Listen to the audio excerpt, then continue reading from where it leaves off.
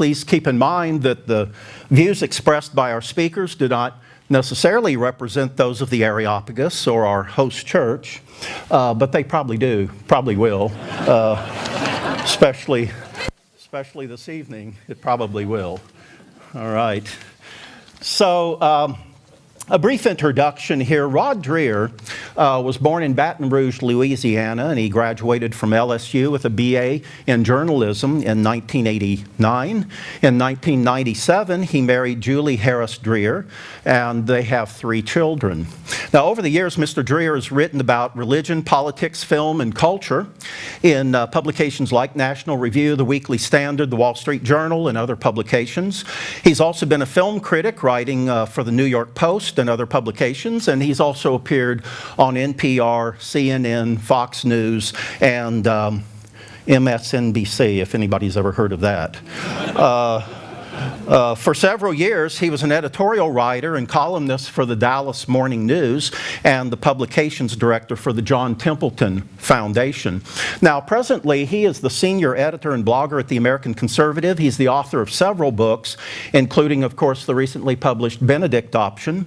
And also, a book that you might want to take note of is a book that he published in 2006 entitled Crunchy Cons: How Birkenstocked Burkeans, Gun-Loving Organic Gardeners, Evangelical Free-Range Farmers, Hip Homeschooling Mamas, Right-Wing Nature Lovers, and their diverse tribe of countercultural conservatives plan to save America.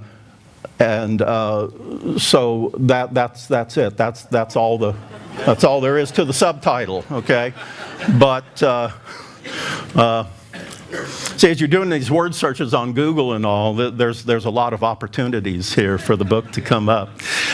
The Benedict Option was published in March of this year, and it's been described by David Brooks in the New York Times as the most discussed and most important religious book of the decade. I agree, and I think the Benedict Option should be required reading not only for all Christian leaders, but also, ideally, a requirement for church membership. While probably not infallible, the book is nonetheless very, very significant, very relevant, and very important. Now, since its publication, the Benedict Option has been extensively reviewed and critiqued. It's also been nitpicked probably more than any other book in recent history. This past summer, the Areopagus sponsored an 8-hour series of discussions on the Benedict Option, more time than we've ever devoted to a book other than to C.S. Lewis's Mere Christianity. The book is essentially divided into 2 sections. First is a diagnosis of the challenges facing contemporary American society and culture. And then secondly, are recommended solutions to these challenges that we face. Now, one would think that most all serious Christians would agree with the first part, and that is the problems that we currently face. However, after reading reviews and listening to people's comments, it became apparent to me that this really was not the case at all. Therefore, I wrote a short article entitled The Benedict Option, a Necessary Preface. We brought quite a few copies this evening, but I understand that we're out. So if you would be interested in that, the full text is on our website at www.theareopagus.org. And in that article, I emphasize 3 points on which Christians must agree if there's to be any real serious and fruitful discussions as far as the state of our society and the role of Christians today. And first of all, would be, is American society and culture actually getting progressively better or worse? Secondly, is there a culture war going on in America today? And if so, what exactly is at stake? And then thirdly, is true authentic Christianity innately countercultural? Again, unless there's a general consensus on those 3 points, it pretty much makes, as I said, any sort of real discussion and debate over the book rather unnecessary. So anyway, this is a great privilege for us this evening to welcome to our stage Rod Dreher. So please extend a very, very warm welcome.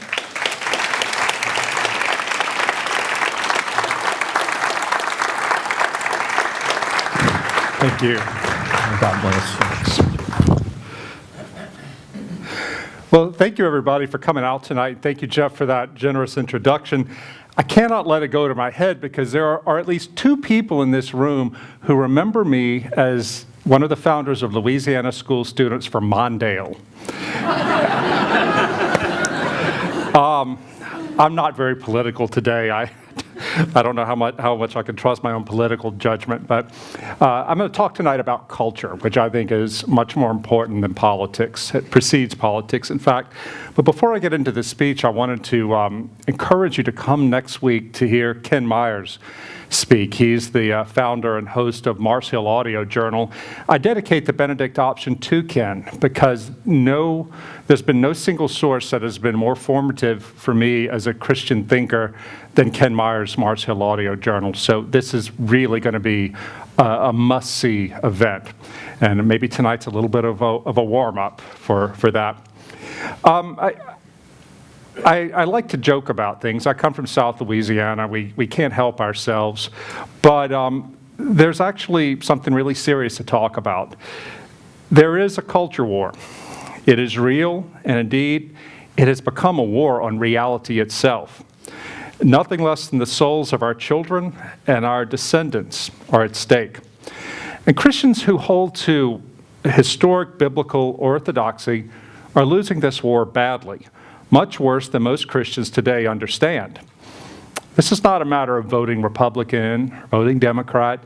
This is something much more fundamental than that. It's like this. How many people here saw the movie Dunkirk this summer? Yeah, I did. Wonderful film. Or at least if you didn't see the movie, you know about the historical battle early in the Second World War. I think that movie provides a good way to understand the position of Christians in our culture today. We have been beaten back to a thin strip of beach with our back to the sea, metaphorically speaking. We have three choices. One, we can mount a forward assault on the enemy whose strength vastly outmatches our own. But if we do that, we're likely to be destroyed. Two, we can sit here quietly, minding our own business, and hope that we'll be left alone. If we do that, we're likely to be destroyed. Or we can get on the flotilla of boats waiting for us, evacuating the battleground and getting back to a metaphorical England. Our metaphorical England is not 100% safe. In fact, the real England in the Second World War, if not for the Royal Air Force, would have been overwhelmed by the Germans. Nevertheless, the relative safety of the historical England allowed the Allied armies to regroup, rearm, retrain, and get ready to go back into battle. What the British and their allies did at Dunkirk was a strategic retreat. They pulled back out of the moment so they could prepare better to meet the enemy on a future battlefield. So what I call the Benedict option is a Dunkirk strategy for Christians who have our backs to the sea in the culture war. It's not cultural defeatism. It's not surrender. Ours is not a lost cause. I stand with T.S. Eliot, who said, quote, "If we take the widest and wisest view of a cause, there is no such thing as a lost cause, because there's no such thing as a gained cause. We fight for lost causes because we know that our defeat and dismay may be the preface to our successor's victory, though that victory itself will be temporary. We fight rather to keep something alive than in the expectation that it will triumph." In other words, we don't keep fighting necessarily because we expect to win. We fight because it is worth keeping something alive, because the victory may belong to future generations who have kept the faith. We fight so that our children and our children's children and their children will have a faith to keep. It will profit our descendants nothing if they gain the world or both houses of Congress and the presidency, but lose their soul. Many of you may be like me, political conservatives, and so I have to say it clearly. It is ultimately unimportant if the Republicans have control of the White House, Congress, and a majority of the Supreme Court. This is important, but in the grand scheme of things, it's not nearly the most important thing. The people who produce our culture are the real legislators of our world. It's very, very important to understand this. If you don't, you'll be prone to the same mistake that a lot of us Christian conservatives have been making for the last 30 or 40 years, thinking that if we just win the next election, the next political battle, the next legal battle, we've won. Nothing could be further from the truth. It's important to stay involved in politics, if only to fight for religious liberty, for the right to life, and other causes that should be near and dear to our hearts as Christians. But do not be deceived. Politics are not sufficient to fight the real enemy. Now, I'm not optimistic, but I am hopeful, and I want you to leave here tonight hopeful too. What's the difference between optimism and hope? The optimist believes everything is going to keep getting better and better. I don't believe that's true. I believe that, in fact, that for faithful Christians, it's going to get worse, a lot worse, before it gets better. Optimists are not going to make it through what's to come because they will not have seen it coming and they'll not be prepared for it. Christian hope, on the other hand, is the conviction that even though we may not be able to see victory, we know that victory is ultimately ours. Jesus Christ has already won that victory. And if we unite our suffering and our struggles to His, we too shall ultimately be victorious. But here's the thing. When He died on the cross, that did not look like victory. In order to triumph, He had to undergo suffering and loss. As followers of Jesus, we know by faith that our suffering, when we suffer for Christ's sake, has ultimate meaning. We don't know what God is going to do with our sacrifices. It's not for us to say. All we know is that our task is to be faithful and to trust in Him. The martyrs of the church, they were not optimists. They were men and women of hope, a hope so profound that they were willing to lose everything, even their lives, for the sake of Christ. We should look to them for inspiration. Real hope is based on reality. Here's the reality. This is what we're facing today. Social hostility and legal restrictions will undermine the viability of many Christian institutions and significantly limit individual Christians' participation in many professions and aspects of public life in the United States within a generation or so.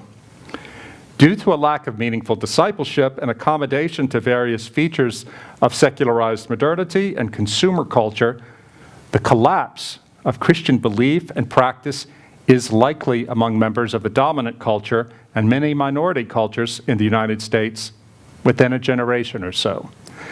I believe this. These words are by my friend Andy Crouch, who is a real visionary evangelical leader, but he writes those to summarize the point of the Benedict option, the critique of the Benedict option within the book.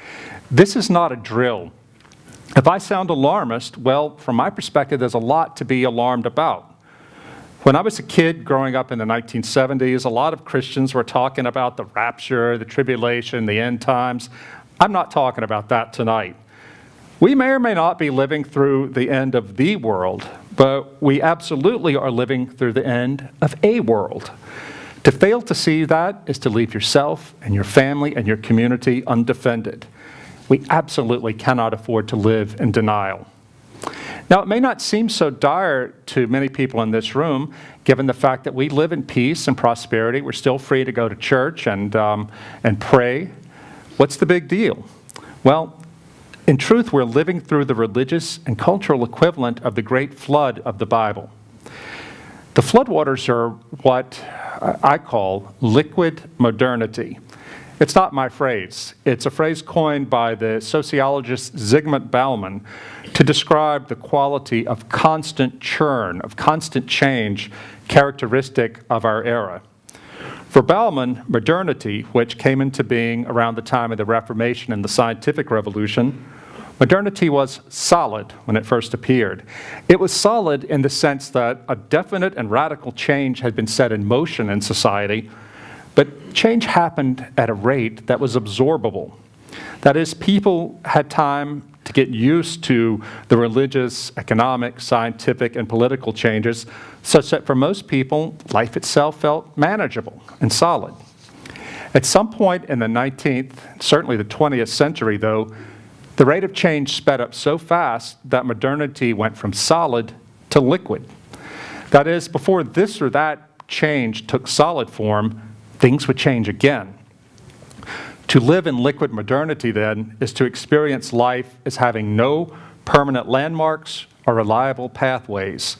It's as if we were drifting on a raft in a flood with no familiar markers to navigate by. In liquid modernity, you can go wherever your desire takes you. We live in a world today in which even the concepts of male and female are not solid, and in which in some places you can be fired and even charged with the crime for not going along with the new order, even in your language. This so-called gender ideology is the cutting edge of liquid modernity today, but it's not going to stop there. Liquid modernity has caused the loss of traditions, religious and otherwise. It has fomented the dissolution of bonds among people, a loss of shared authority, as well as a sense of connection to the past and to the future. We are living in an everlasting now.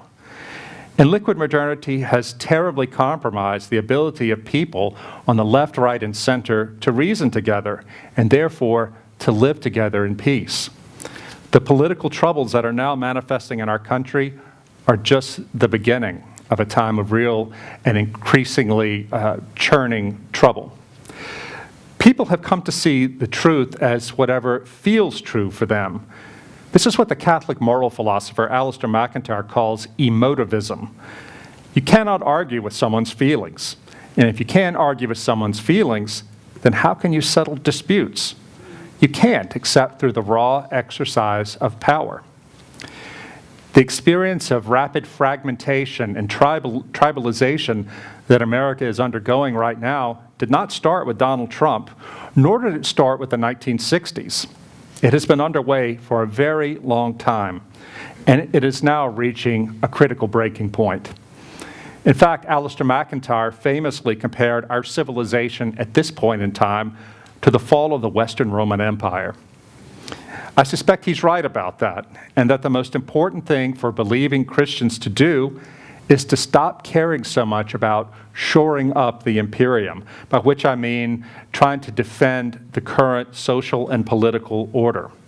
We should not be dedicating our primary passions to reforming and renewing an order that may be beyond saving. Instead, we should focus mainly, but not exclusively, on shoring up communities of faith in churches, schools, families, and other places for the long, dark age ahead. To put it plainly, nothing is more important than working to build Christian communities that are faithful, orthodox, countercultural, and resilient enough to withstand the tumult ahead, including, quite possibly, persecution. Alasdair MacIntyre said that today we await a new and doubtless very different St. Benedict. I interpret this as saying that if we want to be faithful to the truth in this chaotic time, and the truth we know as the incarnate Jesus Christ, we lay people have to look to the example of the early Benedictine monks for inspiration and direction in how to live out our beliefs in community. And that we also have to use our creativity to make their wisdom relevant to us in this time and this place. More on this shortly. The discomforting truth is that we live in a post-Christian civilization. In this sense, our civilization no longer understands itself by the biblical narrative. In other words, some people say, what do you mean post-Christian? There are Christians everywhere, churches are everywhere. Yes, absolutely, that's true. But the biblical narrative is no longer at the center of our broader culture. You can see it quite plainly in Europe, and we are headed very much clearly in the same direction. Now, this would be challenging enough to the Christian church if the church were in good shape. But the church in the West, not the global South, but the West, is in terrible shape overall. And our inability to recognize this and to face the facts squarely only makes it worse. The churches, generally speaking, I trust that this is a very strong church, but generally speaking, the churches are in a state of rapid decline, both in terms of quantity and quality. By quantity, I mean the number of people who claim to be Christian. In Europe, the Christian faith is flat on its back. One of my readers of my blog wrote to say he was in Scotland recently, and Sunday church-going in Scotland is something like 1% of the population in Scotland. And it's not a whole lot better elsewhere across the continent. This is true in both Protestant and Catholic countries. In the United States, we long thought that we were an exception to the secularization trend, but that's no longer the case. The bottom has fallen out with the millennial generation. A couple of years ago, two of the leading sociologists of religion, surveying the most recent data from social science, concluded that the United States has at long last joined Europe on the steep downward slide to de-Christianization. There's really nowhere to hide from it now. So that's quantity. By quality, I'm talking about the nature of Christian belief. As many of you who follow my work on my blog and in my writings know, I draw the bulk of my diagnosis from the research of Notre Dame sociologist Christian Smith and his colleagues. Smith and his colleagues have found overwhelmingly that the de facto religion of American young people is what he calls moralistic therapeutic deism. MTD is a shallow, feel-good form of Christianity that has very little to do with historical biblical faith. MTD tells us that God exists and he wants us to be nice and happy. We don't have to consult him unless we need something. And that's pretty much it. There's no talk about, there's no prophetic mode in moralistic therapeutic deism. It's all about feeling good and anesthetized. Smith and his team have found that 60% of young adults aged 18 to 23 say that their moral beliefs are not grounded in the Bible or any kind of religious authority. And note well that just because they claim that their beliefs are based in the Bible or religious authority does not mean that they're living out any kind of biblically coherent morality. For most young Americans today, this has been documented, truth is what feels right to them as autonomous, choosing individuals. But a faith that is not grounded in anything other than emotivism cannot survive, and it won't survive. Christian Smith says that most millennials are lost in a sea of moral relativism and moral individualism. Most of them cannot see any concept of the good life beyond being prosperous and happy. Smith does not blame young people for this. They are the products of parents, churches, schools, and a popular culture that did not show them anything different. And I know this is true from my own experience. I'm 50 years old. I was raised this way in a small town in the Deep South in the 1970s. You know, church was something that we were all Christians, so we didn't have to go to church to prove that. You know, we were Methodist, and the Methodist church was a church we didn't go to. And it was like Kierkegaard describing 19th century Copenhagen. In a society in which everybody is a Christian just by being born into it, Christianity ceases to exist. We were all conservatives back then, and we were all Christians, so to speak, but nobody took it that seriously, or very few people took it that seriously. Well, that was then. That was 50 years ago. Now we're seeing the fruits of moralistic therapeutic deism. And again, it didn't start with the millennials, but it's been an ongoing process. If we Christians think that we're all that different from the culture around us, we're not paying attention to what's actually happening in our culture. Far too many of our churches have contented themselves for a very long time with being the middle class at prayer. Even many churches that are more actively engaged with their youth than other churches are failing. When I travel to Christian colleges, both Catholic and evangelical, I hear the very same thing from professors and campus ministers. Young people are coming to these colleges out of Christian high schools and church youth programs knowing almost nothing about the Christian faith. Worse, they don't even know how little they know and why that's important. For them, the Christian faith primarily consists of managing their emotional experience of Christ and being nice to others. Here's a true story. Earlier this year, I was speaking at a conservative evangelical college campus, and I gave a talk about the importance of practices in Christian discipleship. That is, things like regular fasting, regular prayer, and so forth in building Christian character. I talked about this as a form of spiritual training and what that means to form ourselves to Christ. So at the end of my talk in the Q&A, a young woman stood up and said, "Sir, this doesn't make any sense to me.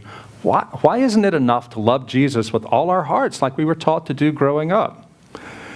Well, I explained that love has to take concrete form or it will not withstand any time of trial. Jesus said, "If you love me, keep my commandments." If we're going to be faithful to our Lord, I told her, we have to develop the habits that train ourselves to walk in his footsteps and do not stray. This is what discipleship means. It's an ordinary part of Christian living and has been since forever. We've forgotten that today. But I could tell this young woman didn't really understand what I was saying.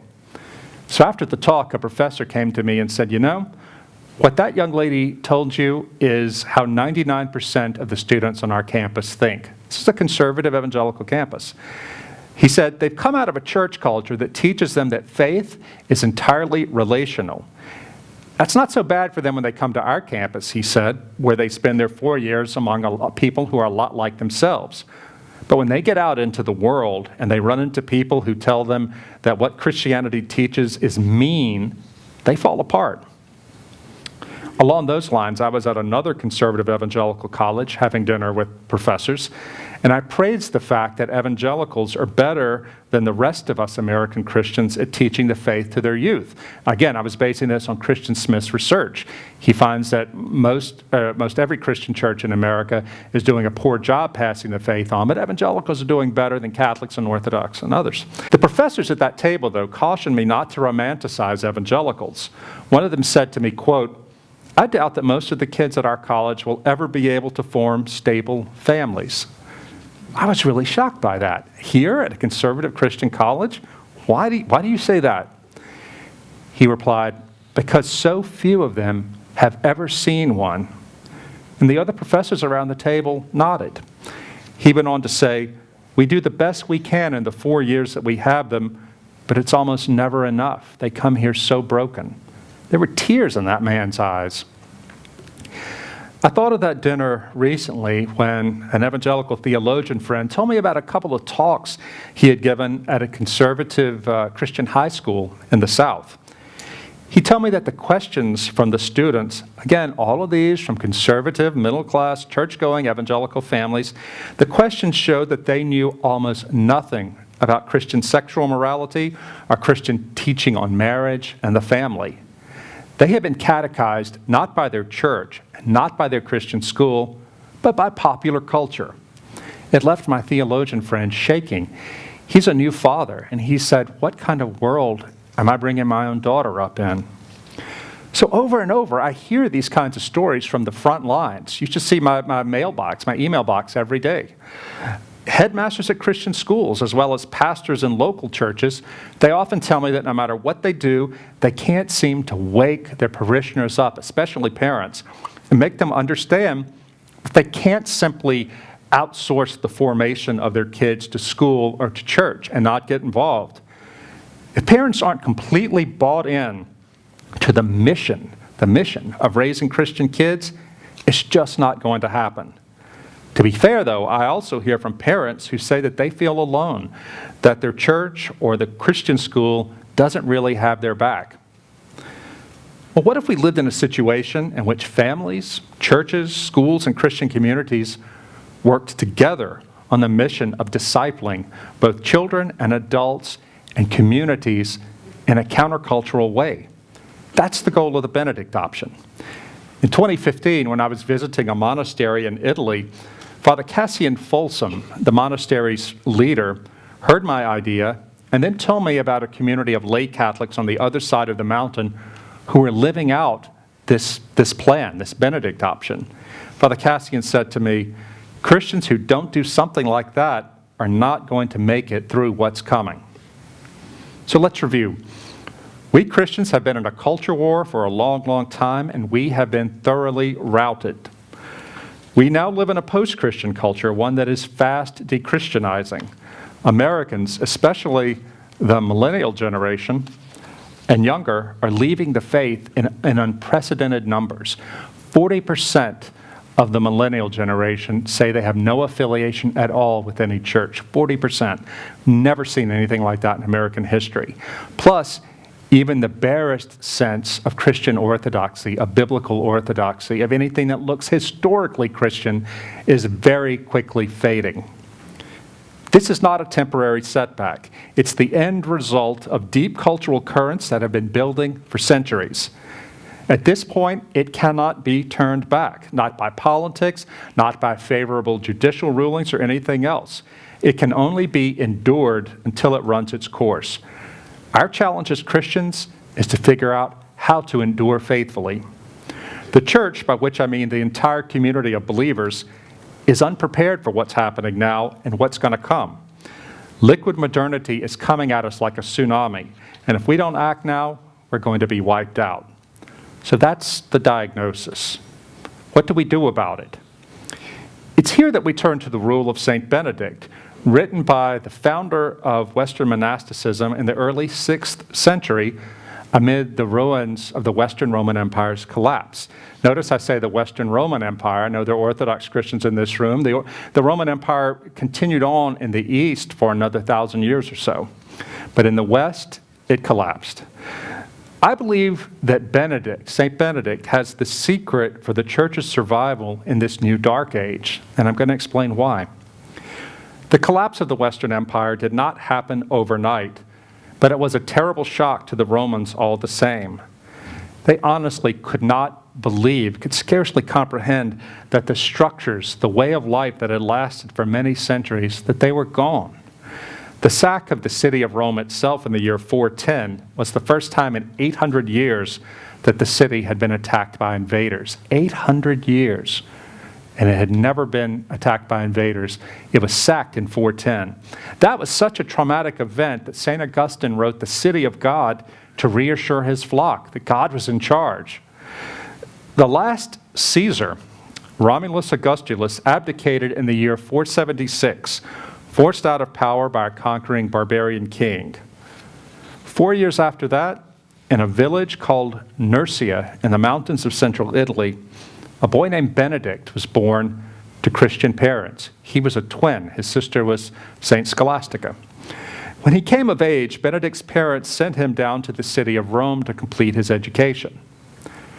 But he gets down to Rome, and he finds nothing but chaos and decadence. He was so disgusted by it that he turned his back on the city and his studies and retreated to a cave in the woods at Subiaco, outside of Rome. There he fasted, and there he prayed for 3 years, seeking God's will. When he emerged, he went on to found the monastic order that to this day bears his name. Now, Benedict wrote a rule, which is a simple guidebook for how to live in a monastery.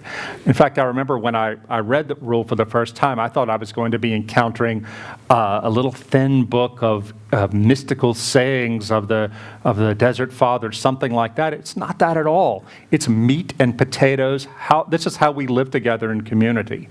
But there's so much profundity in this rule hidden beneath its everydayness. Benedict wrote this rule and founded monastic communities. When he died in the year 547, Benedict, who by the way was never ordained a priest, left behind 12 or 13, I forget exactly how many, monasteries in the vicinity of Rome.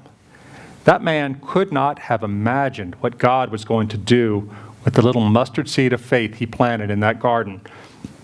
Benedict did not try to save Roman civilization or to make Rome great again. All he wanted to do was to put God first in his life in a radical way and to serve the Lord in community. In fact, Benedict called the monastery a, quote, school for the Lord's service. Well, over the next few centuries, Benedictine monasticism spread like wildfire amid the chaos and poverty of Dark Ages Europe.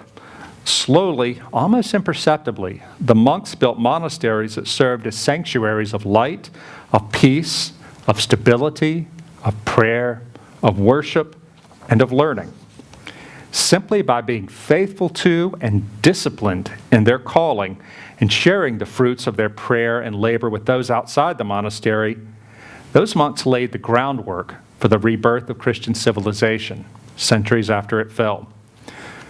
Cardinal John Henry Newman, the great 19th century Catholic, characterized St. Benedict's accomplishments like this, Quote, St. Benedict found the world, physical and social, in ruins, and his mission was to restore it in the way not of science, but of nature, not as if setting about to do it, not professing to do it by any set time, or by any rare specific, or by any series of strokes, but quietly, patiently, gradually, that often till the work was done, it was not known to be doing.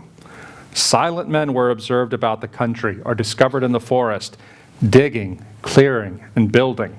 And other silent men, not seen, were sitting in the cold cloister, tiring their eyes and keeping their attention on the stretch, while they painfully copied and recopied the manuscripts which they could have saved.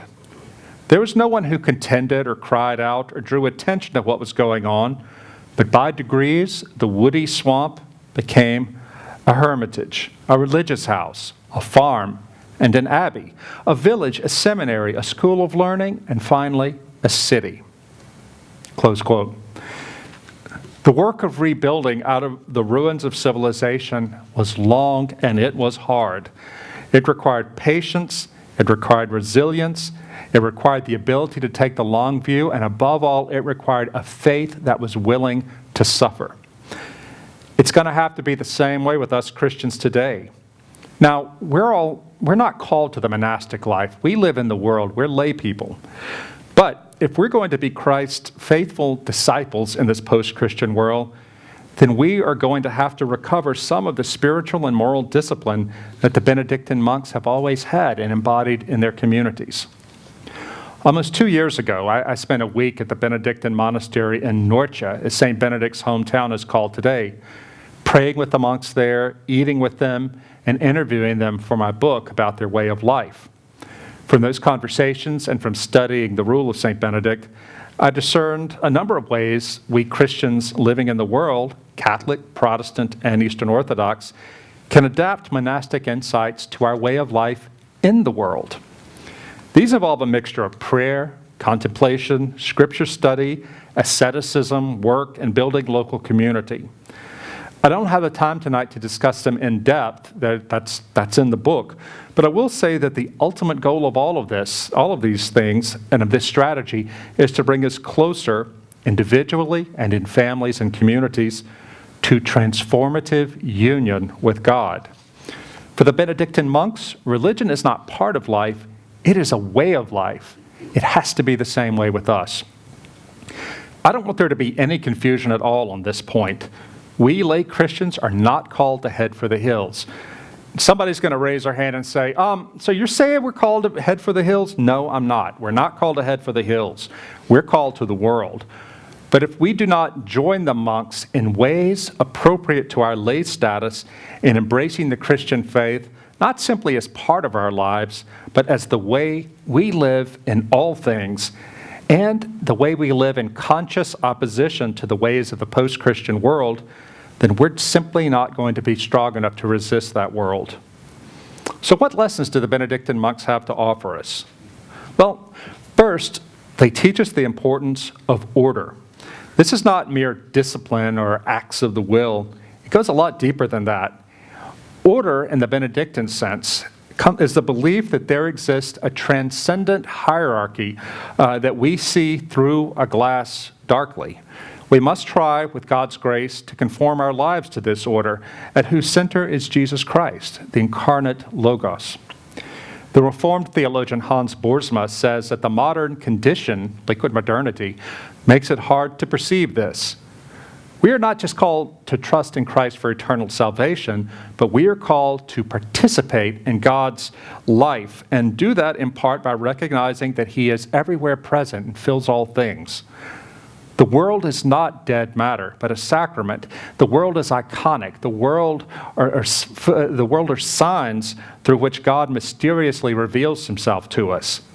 This was the view of the fathers of the church, and this view was universal in Christendom until around the 14th century. We have lost the sense of awe made manifest to us in creation. We have to regain that. One of the monks of Norcia told me that all of us believers must order our lives so that the radiance of God can shine through us. And believe me, if you go to Norcia and you visit those monks, you can see the fruits of the Spirit in their very countenance. These are men who are profoundly at peace in the Lord. We do this by resolving to order everything we do to practicing the presence of God among us. Well, what kinds of things do we do? First among them, of course, is prayer. The radiance that monk spoke of is the fruit of deep and constant prayer, worshiping God with our hearts, souls, minds, and our bodies. Here's an interesting thing I learned when I was researching the Benedict option.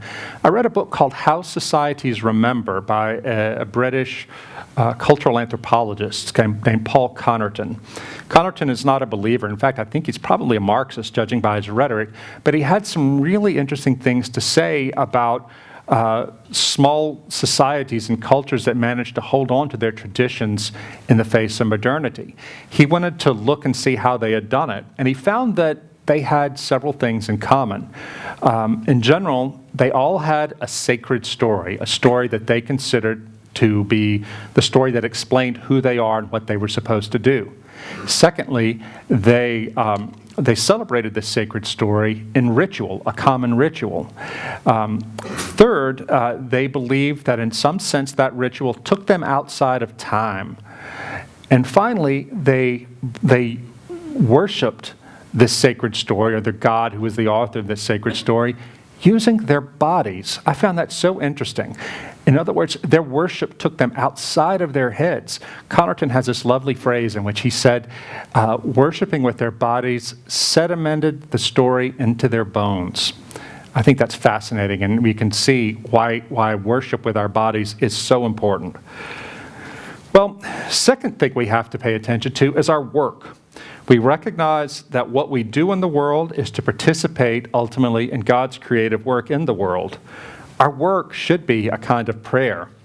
All honest labor, no matter how humble and seemingly pointless, can and should be honoring to God. Third, we practice asceticism. That comes from the Greek word askesis, which means self-discipline, usually self-discipline for a religious end. This means things like regular fasting and other practices by which we train to deny ourselves physical pleasures so that we can learn to prefer God's will to our own. Because as we know, man does not live by bread alone. This trains us to suffer deprivation for Christ's sake. Fourth, we practice the art of living in community. Dietrich Bonhoeffer said, "A Christian needs another Christian who speaks God's word to him. He needs him again and again when he becomes uncertain and discouraged. For by himself, he cannot help himself without belying the truth. He needs his brother man as a bearer and proclaimer of the divine word of salvation." Close quote. Community life is not a dreamy ideal, said Bonhoeffer, but an often difficult initiation into the, quote, divine reality that is the church. We cannot neglect the importance of community to our own formation and the formation of our children. And we have to be intentional about this too.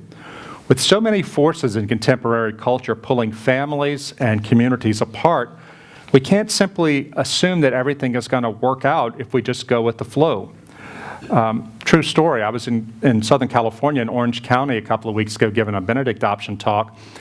Some PCA, Presbyterian pastors, came to me afterwards and said that they're really struggling there in Orange County because so many parents can't understand why they should have to come to church on Sunday morning when their kid has a soccer game or some sports event. I said, wait, are you serious? It shows you how out of it I am, living my own little Benedict option life in Baton Rouge. They said, oh no, this is a really big deal. I said, but how do they expect to raise Christian kids if they're going to show the kids by what they do on Sunday morning that sports is more important than God? They said, that's the culture we live in. If you show your kids that sports means more than church, believe me, they're going to take a lesson. My dad did that with me when I was 17 years old and told him I didn't believe in God and I didn't want to go to church on Easter Sunday morning with Mom when I was home from school. And he said, oh no, you're going with your mom. I said, why aren't you going? Well, I'm going wild turkey hunting. And I said, tell you what, I'll make you a deal. I'll read the Bible at home for an hour if you won't hassle me to go to church with Mom, and I won't hassle you about hunting. He made the deal, and my dad was a good man, but I never took anything else he said seriously about church and about God ever again after that, because I knew what mattered more in our family. Benedict option Christians have a lot to learn, believe it or not, from our Orthodox Jewish elder brothers in the faith. Jews have faced horrifying attempts over the centuries to destroy their families and communities, shamefully, usually at the hands of Christians. Orthodox Rabbi Mark Gottlieb told me that Christians living apart from mainstream culture need, quote, raw, roll-up-your-sleeves dedication to create deep structures of community. If we're to survive, he told me, we need to develop, quote, a laser-like focus and dedication to seeing ourselves, talking about Christians, as the next link in the chain of the Christian story, going all the way back to the cross. The rabbi told me, quote, that sense of urgency, of making family come first in your life, strikes me as one starting point and foundational requirement for faithful Christians. Of course, he means God has to come first in your life, but being the father and the mother and the family, and making sure your family is formed to God as you understand Him, is the most important thing. He said there has to be a very deliberate commitment to the growth of one's family and the development of healthy and faithful service to one's family within the faith. This is not simply a matter of making sure our kids are embedded in a healthy Christian community. The same goes for us adults. We're also susceptible to influences from the post-Christian culture that cause us to compromise our faith. Parents cannot expect their children to be countercultural if they aren't countercultural as well. Our norms, too, are set and defined by the communities we inhabit. The world, as I've said, is rapidly de-Christianizing. If we're part of a community of people, of Christians, who don't recognize this and make conscious decisions to live in a countercultural way, then we too could easily be lulled into conformity and assimilation. Fifth, we observe hospitality. Back to the Benedictine list. We observe hospitality. In his rules, St. Benedict commands his monks to welcome the stranger as if he were Christ himself. Yet there is a prudent limit to this hospitality. If you go to a monastery, the monks are happy to see you, but they're not going to compromise their way of life to accommodate you. They believe that if they don't stick to their way of life, they couldn't be the kind of Christian you look for in a monastery for wise counsel. One of the monks in Norcia told me, he said, look, people come here, pilgrims come here to see us with their spiritual problems. They need prayer. They need counsel. The only way we can be for them who Christ wants us to be as monks is to spend so much time in prayer behind the cloister wall. If we let everybody come into our monastery and stay as long as they want in the conditions they wanted, we would lose our savor as salt. Benedictine monasteries, as I said, are hospitable, but they're not seeker-friendly communities. Rather, they're finder-friendly communities. Similarly with us in the church out in the world, our doors should be wide open to the world, but not to the extent that we surrender or water down our beliefs and our practices to be more accommodating to the world. If we do that, then we offer lost and hurting people nothing that they can't find elsewhere. Sixth, we live a balanced life. If you regard your family and your Christian community as countercultural, it's possible to live with a lot of zeal. I see it all the time. This can be really good, but it can also lead to a life-denying rigidity and even extremism. I interviewed in the book a young woman who was an atheist, had lost her faith, as her two elder siblings had, because her family, her parents, were so anxious about the corrupting world that they moved out to the woods to a very, very serious and sort of a siege-like Catholic community and trained their kids to be afraid of the world.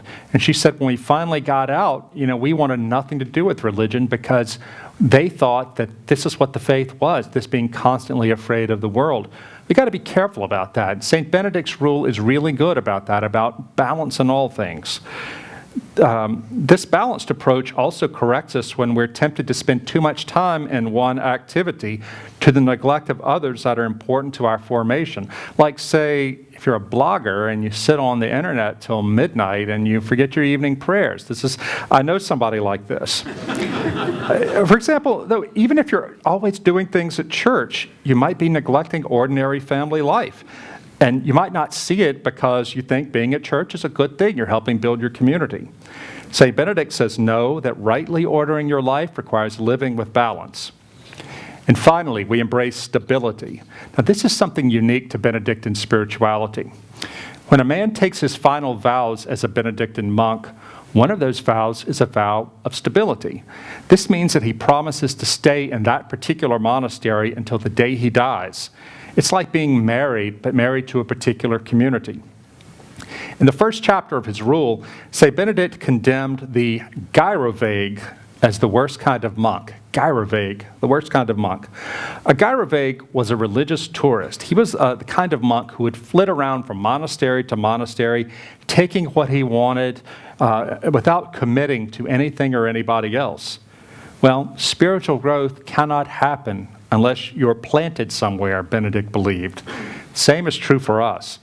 We're called to be not tourists, but pilgrims.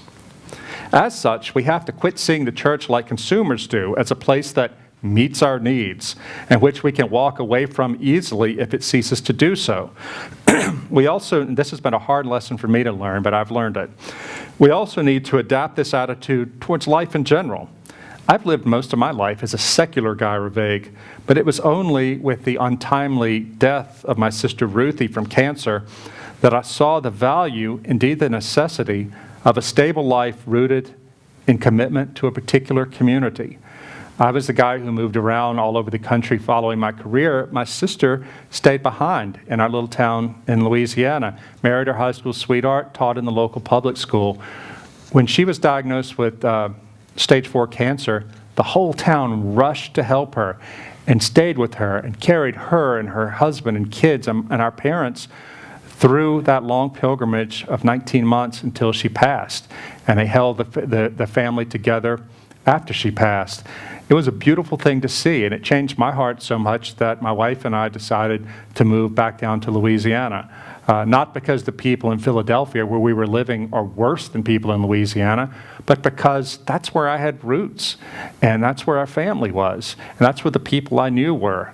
And it wasn't Philadelphia. It might have been Philadelphia if we had stayed there for a while, but we had never stayed in any one place long enough to put down roots, because we were gyrovagues.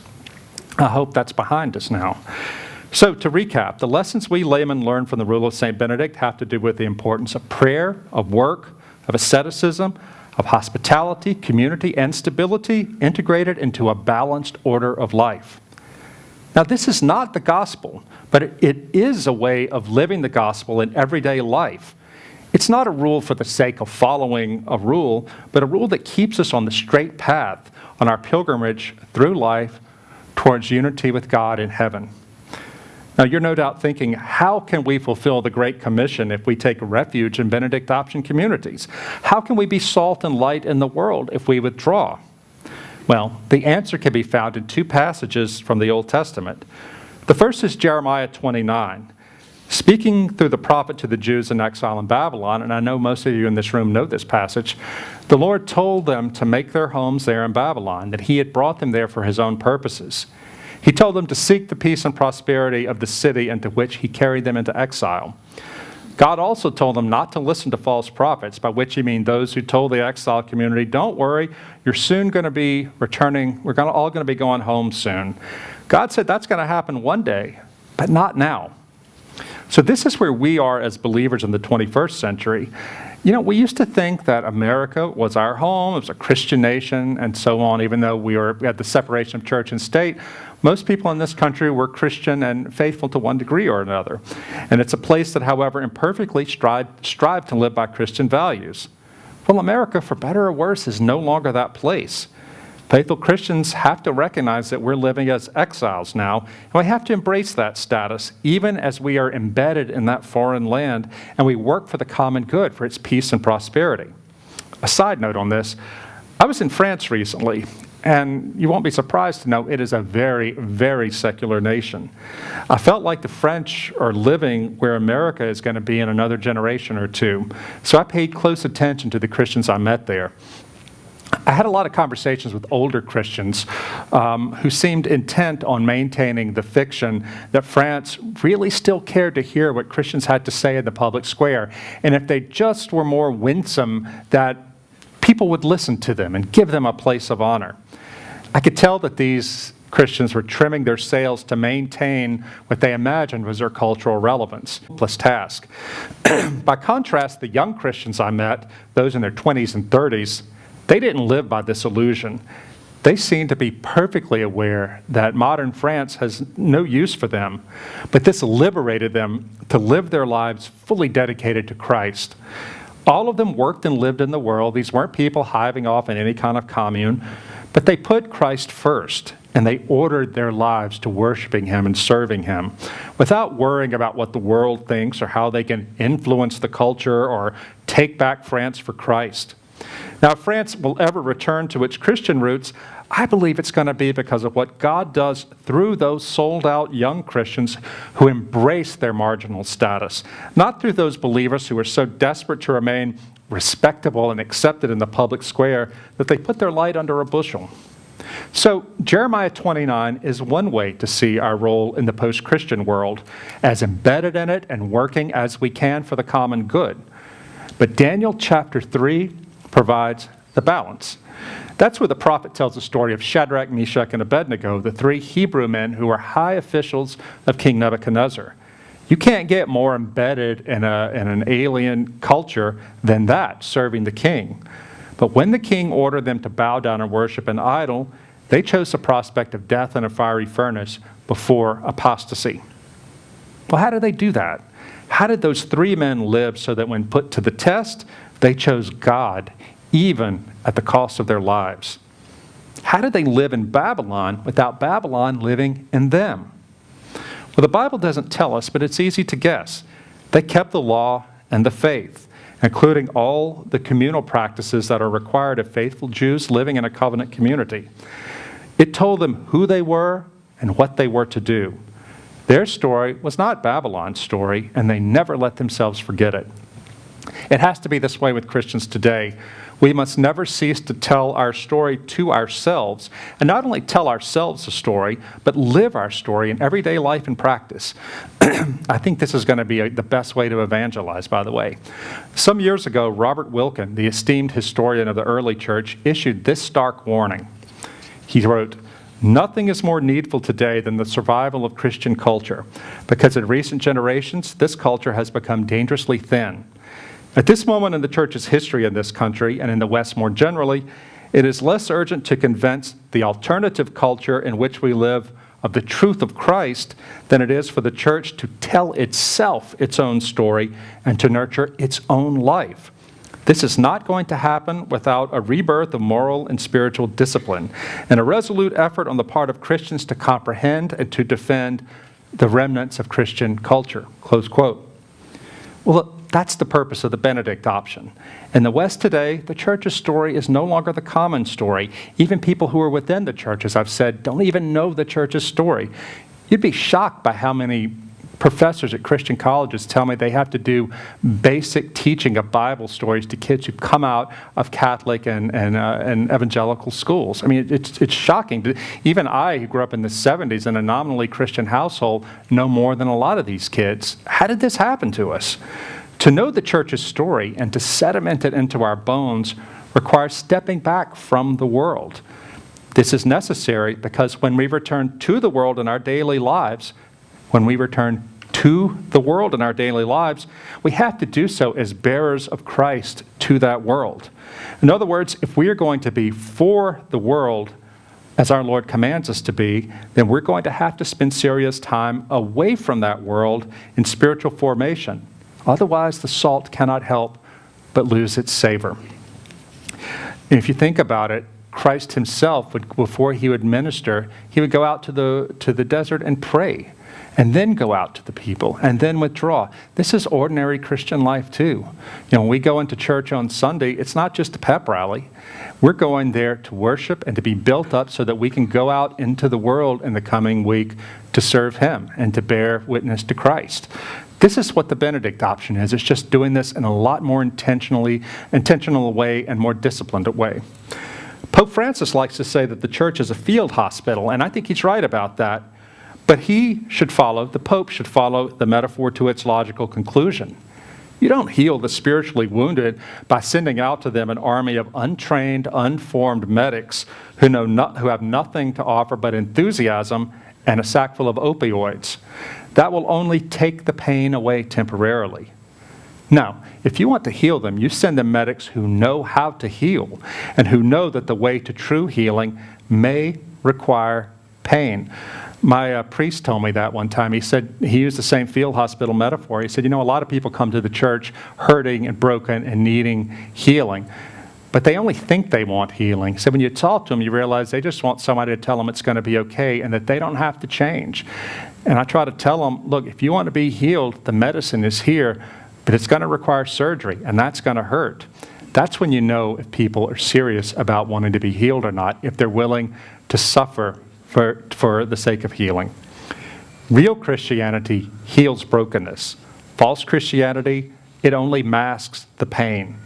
If we're going to offer real Christianity to the world, we need training and formation in spiritual and moral discipline. We really are in a war, and we're losing it badly. In fact, you might even say, to use another military metaphor, that we Christians are living under a kind of occupation. Which brings me to my final story. As I was preparing to research the Benedict Option book, I asked Professor Michael Hanby, a philosopher, for advice on how to approach this research. He thought for a minute and he said, always ask yourself, what would Wojtyła do? Well, Wojtyła was the last name of Pope John Paul II. I told him I didn't really understand what he was getting at. Well, Professor Hanby explained that after the German army overran Poland in 1939, it was pointless to resist the Germans directly. The Nazis' power was too great. But that did not give the Poles permission to throw their hands up and give up. Young Karol Wojtyła, who would enter the seminary during the war, he at that time was an amateur actor. He and his theatrical circle understood that the Nazis intended not simply to rule them, the Poles, but to eradicate from their cultural memory what it meant to be Polish and what it meant to be Catholic Christians. Those actors decided to fight to preserve that cultural memory by writing plays, some of them on patriotic themes and some on Christian themes, and staging them underground in clandestine locations. Now, had the Gestapo ever found out about this, they would have arrested and maybe even killed every actor and every member of the audience. But everybody there, the actors, the playwrights, the director, and those who went to see those plays, understood that preserving the cultural memory of what it meant to be Polish and what it meant to be Christian was an act of deep and critical resistance to the occupation. And they succeeded. This, too, by the way, is why the Polish Church was such a steadfast opponent of the other totalitarian evil of the 20th century, Soviet communism. Who would have guessed that that little troupe of actors who risked their lives to serve Christ by keeping the memory of Christianity alive through the Nazi occupation would one day produce a priest who would become pope and who would lead the resistance that brought down European communism? It's incredible. So we don't know what God will do with our mustard seed of faith. We only have to be faithful despite the times. So the question to all of us tonight, I would like everybody to leave here asking, what would Wojtyła do? And for that matter, what would Benedict do if he or they were living in our time and our place, facing our own challenges? The order that we've come to take for granted, it's collapsing in front of our eyes, not just the religious and cultural order, but I think we're going to see the fall of the political order too. I hope I'm wrong about that, but we can't take anything for granted anymore. But we should go forward with clarity of vision and understand that the most important form of resistance we can offer is through building and strengthening authentic Christian culture firmly anchored in Scripture and Christian tradition. Now, authentic Christian culture will look somewhat different in different places, but it will proclaim that in the kingdom of God, nature, time, and place are sacred and have ultimate meaning in Christ. This is precisely what post-Christian culture desires. This is what I meant by saying that we're in a war on reality itself. And make no mistake, just like Shadrach, Meshach, and Abednego, we're all going to be put to the test one day, and probably more than once. The way we respond then, the way we respond then depends on the way we respond now. In the Benedict option, I quote the Lutheran pastor Richard Wurmbrand, who survived torture and confinement in communist prisons in Romania. Once he was free, Wurmbrand wrote that there are two kinds of Christians, quote, those who sincerely believe in God and those who, just as sincerely, believe that they believe. You can tell them apart by their actions in decisive moments, close quotes. We are engaged in spiritual warfare, my friends. Neutrality is not an option. Whoever is not for Christ in a consciously countercultural way will end up by default against him. I give you the Benedict option as the best strategy we have to fight for Christ's cause today. I don't have all the answers, but I'm telling you, if you have a better answer, I want to hear it because I have skin in this game. I have 3 kids. I hope I have grandkids one day. I have people I love in my church community, in our Christian school community. I want us to make it. And I want the best ideas we have. Pope Benedict XVI said that Christians in the post-Christian West have to be creative minorities. I think this is the call to all of us, whatever our church. We fight as St. Benedict fought and as young Karol Wojtyła fought, not in the expectation that we will see victory in our lifetime, but rather to keep the faith alive in this new dark age so that the victory may belong to future generations, maybe even centuries from now, who will be alive to see the church's very own D-Day. Thank you very much.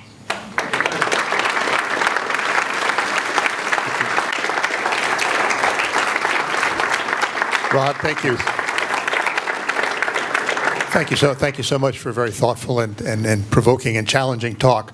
We have about 15 minutes that we can do Q&A. And one of the things about Q&A, this session is being taped. We like for everyone in the room to be able to hear the questions and the people who watch the tape to be able to hear the questions as well. So there are 2 microphones. I have one. Eric Smith has one over there. We'll take questions one at a time. One of us will pass you a microphone. In order to make sure that we can get as many questions in as possible, if you would ask your question, note a question, right? Ask a question, make it straightforward if you can, and pass the microphone back to whoever gave it to you so we can get ready to get the next person in line to have a question. Make sense? And we'll go to about 5 after 9. We good? That's fine, yeah. Sorry I took so long. I kind of get wound up about this stuff. All right. So, sometimes I say, no one wants to ask the first question, so we'll go straight to the second question. But we have a intrepid volunteer. If you would. Yes, would you comment on the thought, Christian to pagan in 3 generations? I see it in my father and 3 generations from him, or 2 generations from him. Yeah. Well, in the book I talk about some people I know down south who, there were 2 older women talking, I'll just leave it at that, and one of them said to the other one, that she had been that year to 6 baby showers for her different nieces in her family, or extended family. And all these women had children by multiple men, was not married to any one of them, and this had become normal in that family. And she wondered, how did this happen? This was a good, working class, strong Christian family, and it collapsed in 1 or 2 generations like that. I think this is what happens when we assume that the structures we grew up with will always hold. I mean, my mom and dad were good people. They imagined that the Christian world that they grew up in was going to be normative and that it wasn't going to change so quickly. But they were wrong about that, and only by the grace of God, I think that my sister and I managed to hold on to the faith. But my parents were like everybody else. They just didn't see how fast things were changing. And they didn't see how fast things were changing, in part because television was piping in all the values and a narrative and a set of narratives that ran contrary to the narratives that they wanted to give us, that our local culture was giving us. That was good in some cases, but it is really bad in others. Well, now the internet is like that times 100. And this is how I think you go from Christian to pagan in 3 generations, by simple neglect, or by going along to get along and assuming that the faith is simply part of our life instead of our whole life. That's why what we're going through right now is a sorting of the wheat and the chaff, because if we don't live intentionally as Christians, then our grandchildren will not be. Your talk is extremely timely. I'm very glad that I was here. The question is, do you see the Benedict option at work? And if so, do you have some examples right here now? The Benedict option in work. At work. At work. Well, in the book, what I talk about mostly in the Benedict option in work, I wanted to do a chapter on what it's like to integrate your spirituality into your work. But I ended up speaking mostly about the challenges I believe Christians in this country are going to face in the decades to come to their livelihood, because they will not be able to go along with certain practices or laws that will, for example, the lawyers. There's an attempt right now among lawyers in the American Bar Association to blackball traditional Christians who don't accept the evolving secular view of LGBT rights. And it's a matter not simply of respecting religious liberty, but of keeping them from becoming lawyers. I had a Catholic doctor who told me, a very prominent Catholic doctor, who said that he would not let his children go to medical school. Like, why not? Because he's been very successful. He said, because I can see what's coming in our profession. Doctors, I believe, this is the Catholic doctor speaking, so I believe that doctors are, in the course of my kid's lifetime, going to be forced to agree to perform abortions and euthanasia, or they won't be able to practice medicine. He said, we've avoided it in my generation, but I don't think it's going to happen in my kids' generation. And he said, I think what will happen is so many doctors, Christian kids, will go into medical school and get $400,000 in debt, and then suddenly they'll have to agree to do these things, or they won't be able to pay their debt off. He said, that's a trap that I don't want my kids to fall into. Well, that's a pretty radical thing to say, that, oh, Christians shouldn't go into medicine. I don't know if he would actually say that as a blanket statement, but he was just telling me what he's seeing in his own line of work. And he's really high up in the medical field, and he's seeing it at a very senior level. I've heard similar things from lawyers and law professors. So that's the main thing that the Benedict Options Work chapter focuses on. I believe, though, that the Benedictines have their motto is ora et labora, prayer and labor, prayer and work, because they believe the two were combined, that we served God not only with our prayer, but we made our work sort of a prayer. And in that sense, I see even humble physical labor that we think might seem meaningless to us, it can actually take on a dimension of holiness. In fact, St. Benedict, I think this is in his rule, he says that when a monk in the monastery comes to love the profession he does so much that he takes pride in what he does, then it's time to move him to another job, because ultimately we serve God with our labor, not ourselves and our own ego. That is something so countercultural that we can hardly imagine it today, but that is the way the Benedictines lived for the sake of putting God first in all things. I have a question here.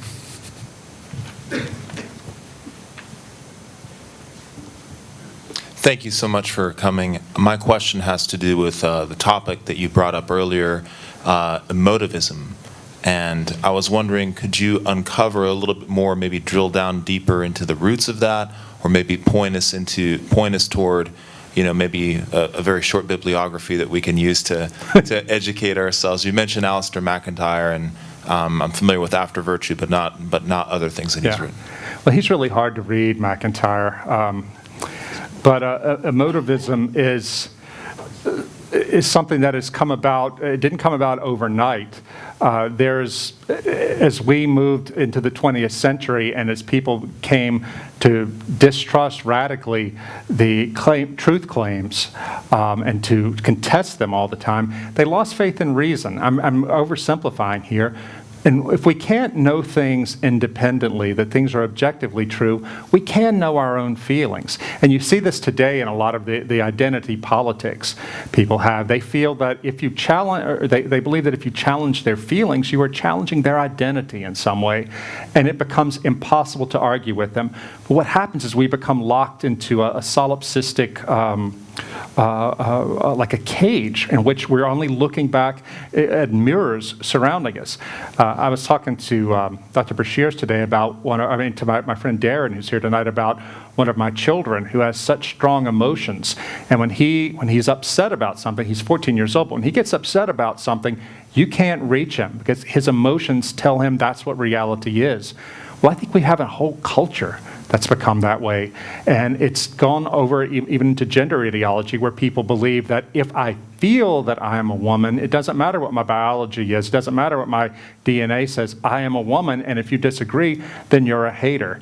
Of course, it's inconsistently applied, but I think that if we stop and think about how can you talk to somebody who doesn't share your sense that doesn't share a common source of authority by which we can resolve our arguments, then everything eventually falls down into strong feeling. And I think this is where we're going, because our therapeutic culture trains us this way. We are trained to believe by our consumerist culture. This is not a liberal or conservative thing. This is about our consumer culture. We're trained to believe that if we desire something, desires are self-justifying. Right? And there's a wonderful man named Philip Rieff who wrote a book called Triumph of the Therapeutic. Triumph of the Therapeutic. It came out in 1966. This book is prophetic. Philip Rieff was a secular Jew, a sociologist, and a cultural critic. And in this book, he predicted the collapse of Christianity and the rise of the self-help culture and of the me generation. And he said it didn't start, he wrote it in the mid-60s, he said it didn't start yesterday. It started as far back as the 20s, as psychology became more and more prominent, and as people began to lose the idea that we could find ultimate truth, and ultimate truth existed, objective truth existed, they came to see therapy as anesthetizing us to the horror of believing, or the disorder of believing, that there's no such thing as ultimate truth. So in a sense, emotivism is not simply just doing what I want to do and allowing in a childish way, my feelings to dictate reality. It's a very sophisticated way of coping with the fear people have that there is no such thing as ultimate truth. But once somebody has given themselves over to emotion, it becomes impossible to argue with them. And if I can say very briefly, I think this is why Pope Benedict XVI was right when he said, the best arguments the church has for itself today are the art and the saints it produces. What he meant by that is beauty and goodness it made incarnate. Because if people today can't hear truth, can't hear a reasoned argument, because they say, well, why should I believe that? If they're unwilling to hear an argument based in rationality for the faith, they can at least not argue with beauty. It's like me and when I was 17 in the Chartres Cathedral, when I'd walk in there arrogant, thinking that God didn't exist, and suddenly, boom, I was hit by the awe of God's presence and the grandeur of this Gothic cathedral. I didn't walk out of there as a Christian, but I walked out of there knowing that God existed. I would not have listened to any argument for God's existence, but I knew when I was confronted with this great beauty and a medieval building consecrated to His glory, that He existed, and I walked out of there wanting to know more about Him. In a similar way, I don't think I know a single Christian who read him or herself into the faith completely. They first came to the faith usually by seeing saintliness, holiness in somebody else. That was also part of my own walk to Christ. It started in Chartres. I did read, yes, theology about it, but I also met the saintly Catholic priest, an elderly Monsignor, who had had a mystical experience as an atheist when he was an architect, 40 years old, and turned his life to Christ and ended up going into the priesthood. So, and I saw that man, he gave me his testimony in his little apartment, his little retirement apartment in Baton Rouge. I can see his face now as if he were right in front of me. And he started to cry as if everything that happened to him had happened the day before. the force of that man's holiness. And I would go spend time with him. I was writing a story about him for the newspaper, but I kept going back to see him and get to know him. And that gentle man, he never made an apologetic argument to me for the faith, but his very presence, the gentleness of him and the difference that Jesus made in his life, that was a strong apologetic. I think in an age of emotivism, we have to rely on art and the saints, on beauty and goodness, to be doorways to the truth. For about two more. Eric, do you have one over there? Yes, I do. Okay, then I have a final one back on this side. Well, going back to your illustration of Dunkirk with our backs to the sea and so on like that, I thought there was one little detail that was missing, is that we're on the beach and we're all naked. That's right. So what do I mean by that?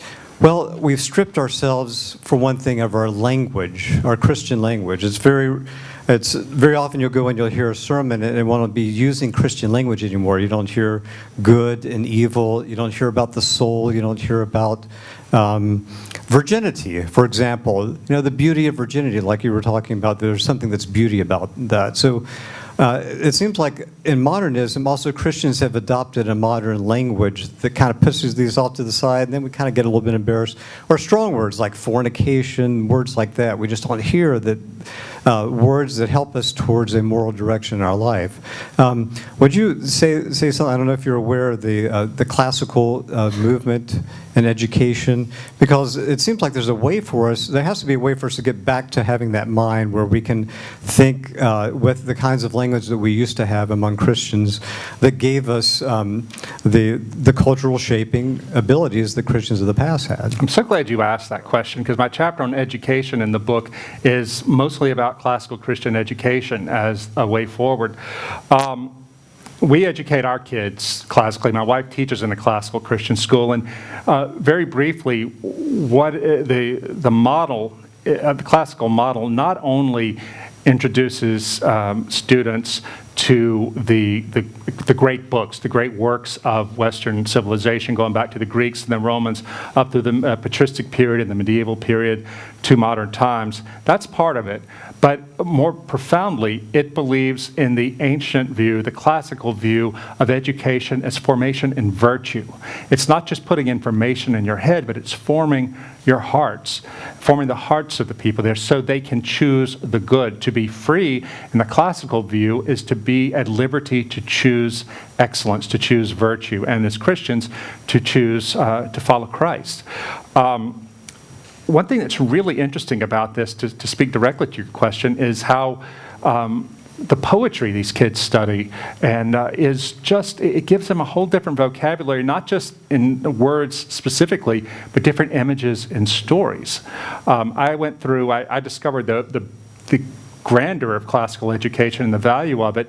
The first year my son Matthew was 12, and he started in a classical Christian school, and we read the Odyssey together. I never had the Odyssey. I went through public school in Louisiana. You know, we didn't have that. If I wanted it, I could have found it, but I never had it. Well, I was educated in it with him, and we went on that journey as a father and a son through the adventures of Odysseus, and it was phenomenal. It gave us ways, stories to which to talk about different virtues and what it meant to be faithful, what it meant to be obedient, just all kinds of things that are in the Odyssey. Same thing with Dante's Commedia, Divine Comedy, which I wrote a book about that, about how that changed my life and gave me a way to think about my life as somebody who was physically and spiritually and emotionally broken in the middle of my life when I returned to Louisiana, and I found out like family secrets came out that had been shielded from me for a while, and it broke me. And I didn't know how to get out of this dark wood I was in. Well, as my wife says, I was in a bookstore one day in Baton Rouge, and I saw the Divine Comedy in the poetry section. I don't know why I was in the poetry section. I pulled it off the shelf and said, I wish I'd read that, but it's too late for me now. Opened it to the first lines. In the middle of the journey of our life, I came to myself in a dark wood, for I had lost the straight path. Boom, that's me. I knew that was me. And I said, this is a message in a bottle that's washed ashore for me. And I ended up buying the book, and I read it prayerfully, intensely, like a man trying to save his life. And God brought me out of that dark wood through that poem. And I ended up telling my wife later, I said, I couldn't, all the things that I've read in here about are things that I could have read in a book of nonfiction, the principles, and I wouldn't have understood them. But Dante gave me a visual vocabulary in which to allow them to enter into my heart, for me to wrestle with them in my heart and deal with them. And she said to me, you know why you were in the poetry section? I said, no idea. She said, you had read the Odyssey with Matthew, and you knew the power of poetry. That's why you were there. I think she was right about that. Anyway, I want to say before we leave that question, there's a great essay to read. It's called The Church as Culture by Robert Louis Wilken, W-I-L-K-E-N. You can find it online. It's in First Things Magazine from 2004. I drew on that. I quoted it in the lecture, and I drew on it for a lot of my Benedict option analysis. Robert Wilken is a historian of the early church, and he talks about how the early church distinguished itself over the decades and first centuries of the church from the pagan Roman culture by the language it used. Not only the culture it created, but also the specific language it used, as you were saying, and how important that is, Wilken believes, for us today, the church today, to recover that. That's a great question. Last one? One final, yeah, right, exactly, one final question. All right, for the record, I want everybody to know, I don't remember you trying to get Mondale elected, okay? I did. There were 5 of us. You identified in your talk that one of the increasing dangers we're seeing is increases in tribalism. And I wanted you to clarify with the group that you're not really advocating tribalism. You're not advocating for balkanization.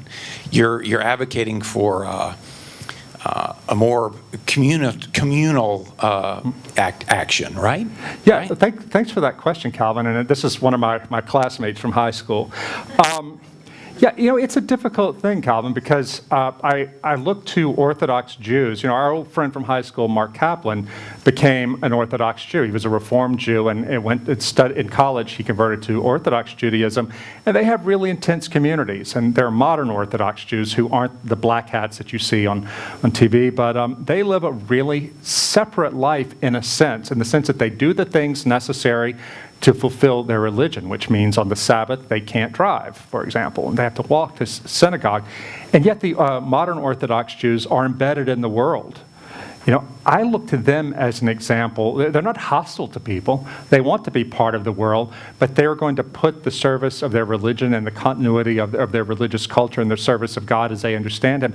They're going to put that first. I'm not the kind of guy who wants to be myself or to raise my kids to hate people who are not like them. I don't believe that. I don't believe that's Christian. I don't want to live in that kind of world. We live in a pluralistic society, and we have to face that. But that simply means we have to adjust ourselves in the way we live in order to hold on to what we know to be true, even as we live in a pluralistic society. And I think you're absolutely right. There's a tremendous danger of becoming so angry, especially when others who don't share our views are angry at us and move to oppress or marginalize or insult us. One thing as Christians we absolutely are not permitted to do is to hate. We cannot hate those who hate us. If you saw my inbox, you would know how hard this is for me to deal with. But it's absolutely true, because one thing that's been helpful to me as a political conservative and a religious conservative is I've spent most of my time in workplaces where nobody is like me. There are very few conservative Christians in New York City newsrooms or Washington, D.C. newsrooms, or even in Dallas, Texas newsrooms, believe it or not. And this has helped me in a way to be more sensitive to what it's like to be on the outside. And I have a frenemy relationship with Andrew Sullivan, the gay rights advocate. He's probably the most important person towards getting gay marriage accepted in America. And Andrew, when I became a Catholic in 1993 at St. Matthew's Cathedral in Washington, Andrew was the first one to come up the aisle and welcome me into the Catholic Church. But he and I have had knockdown dragouts in public over gay rights and Catholicism and Christianity. But I can't hate the guy. And I don't think he can hate me, because at some point our basic humanity manages to unite us, even though we are at complete polar opposites. And I think that Andrew has, even though he and I frustrate each other to no end, I really do believe that we manage to keep each other's humanity at the forefront, and it helps us to stay friends even though we strongly disagree. And I think that's just a general an approach I want to live by, because I got to tell you, I feel so alienated right now from American politics. I'm a conservative, but what's happening right now on both sides, I don't recognize this country. And I wonder where the restraints are on both the left and the right, because it seems to me that extremism, that identity politics, believing that loving yourself means hating the other, that fever is taken over on both sides of the aisle. I don't know where it's going to go, but I know it's not taking me with it. I'll close on this. One of the readers of my blog was a high school kid in a Christian school, and wrote and said white nationalism was taking over his class at his Christian school. I said, wait, how is that possible? He said, because these guys are reading it on the internet, these middle-class Christian kids, and becoming excited by it. It seems daring and edgy, and they're becoming radicalized. And I told him, I said, go tell your headmaster, because this thing has to be headed off. This is not of Christ. But if the parents and the churches and the schools become ignorant or remain ignorant of what's happening and don't address it head on and talk about how this isn't of Christ, then we can't be surprised when we lose our own kids to stuff like this. So I don't have a complete answer for it, but yes, I'm not calling for tribalism. I think we can be distinctive and faithful to our own tradition without hating others. You know, I'm a Christian, I'm a conservative Christian, but I'm not angry about it, and I don't think you should be either. Thanks, everybody. Okay. Just before you leave, if you'd like to hear more on this really important topic, I want to remind you all that Ken Myers will be here next Thursday. He'll be in the Fellowship Hall, which those of you who don't know perimeter, if you go up these stairs and turn that way and walk to Kennesaw, no, not quite, across from the sanctuary down there on your right, you'll find it, and that'll be a wonderful new chapter in this. Rod, thank you so much. Thank you. Come here, Ken Myers. You won't regret it. Thank you. Can I escort you next? Yeah, sure. Before you get Let's cost. Since the time of the Apostle Paul, the name Areopagus has often been used in Christian history to represent the intersection of Christian faith and culture. In first century Athens, the Areopagus functioned as a philosophical forum for the exchange of ideas, and it was there that Paul first brought the gospel of Jesus Christ to Europe. Today, the Areopagus is an Atlanta-based Christian education ministry and study center that offers seminars, workshops, and forums on topics relevant to contemporary Christian life and ministry. The mission of the Areopagus is to equip and educate Christians to effectively engage our society with the life-transforming truth and love of Jesus Christ. To this end, we offer substantive courses along with workshops and topical forums that challenge Christians to live faithfully and consistently in accord with the principles and practices of a holistic biblical worldview. Founded in 2003 by Dr. Jeffrey Beshears, the Areopagus sponsors dozens of events each year in venues throughout the metro Atlanta area. The Areopagus sponsors 3 regular programs in addition to other special events. The Areopagus Seminar Series features courses for Christians who want to broaden and deepen their understanding of the Christian faith and contemporary culture. These seminars are offered at a nominal cost and are taught by gifted instructors who are experts in their field, and include topics in biblical studies, Christian history, apologetics, contemporary cultural issues, contemplative spirituality, and literature and the arts. The Areopagus Forum Series features lectures, debates, and other presentations by outstanding Christian scholars, authors, and activists. Forums normally include a formal presentation and an extended question-and-answer session, and offer Christians a unique opportunity to interact with some of the great minds in contemporary Christianity.